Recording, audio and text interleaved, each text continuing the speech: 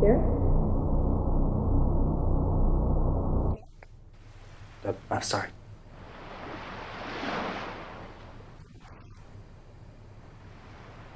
These are a little past expiration, aren't they? Oh, yeah. Sorry about that. The custodian didn't come in today. You were saying about the story? Yeah, it's about when I was 7 or 8, around a time I guess at that age I didn't understand what she meant by the story. She being your grandmother? Frenchie, yeah. Right, her pet name. I called her Frenchie. I don't understand how it's Derek, not weird. there's no judgment here. I'm sorry if it came off that way. Did she ever want you to see her as a mother of sorts? No. That wasn't her style. Besides, she was more responsible for my mother, after all. I see. What role do you think your Frenchie played in your life? I don't know. I guess like a friend. You ever see Harold and Maude? I'm not sure I'm following. Are you suggesting that you had a sexual relationship with your grandmother? What? No. Is that what the movie's about? Shit. Um, I don't. How about this? She's more like Doc Brown. And you her Marty? Hey, look, Doogie Howser, it's pretty hard to explain.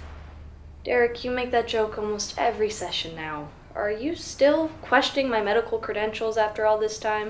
All right, and I'm sorry. It is hard to explain the bond, I guess. So, the story then? The one she told you? Yeah. God, when did I tell you that story though? Was it the first session in June? I believe so. Do you remember how it went? Aren't I paying you by the hour? All right. It went a little like this. There was a girl from a cliffside town, a young girl, maybe 10 or so, who'd come down with a sort of sadness. Her father was concerned and didn't know how to help. Flowers, candy, travel, and even a puppy didn't help any. One day, though, a small balloon drifts into the girl's room through her open window, and suddenly she feels something again.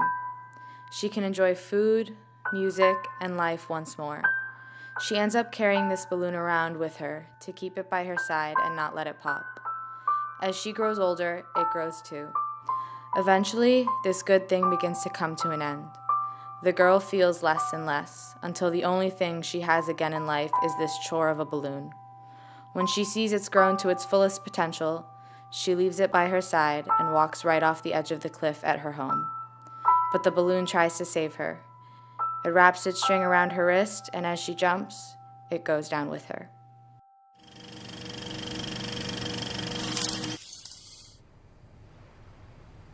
And? And, that's where it just stops. Really? Yeah, no, Frenchie never really was much for storytelling. So, it's something to do with love? I suppose. Love can help. It can ease pain. But it can't cure an illness. And then you grow unable to deal, and then you kill yourself. Yeah, that's good insight. Well, your grandfather's emotional absence aside, I think it's pretty clear that your grandmother... Frenchie. Right. Frenchie. She loved him.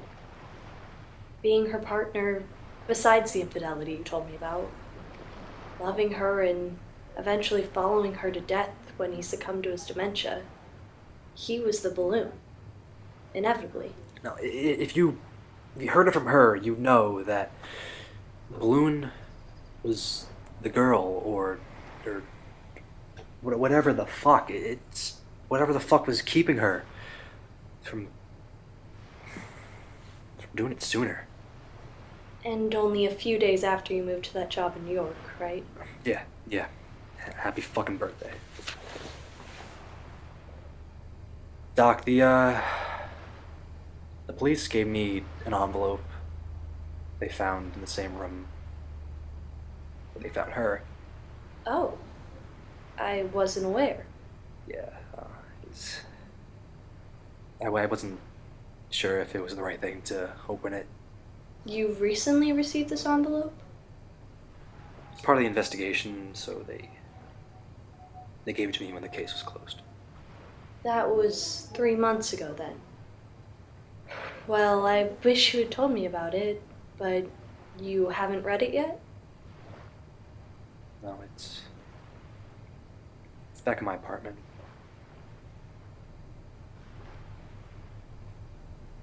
And it's addressed to me.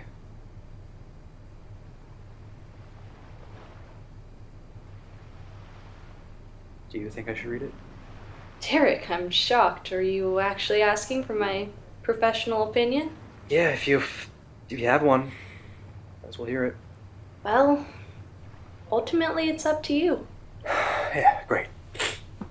Derek, do you think maybe there's some meaning or lesson that this was meant to teach you? Yeah. All things end up leveled. Everything gets destroyed. Eventually.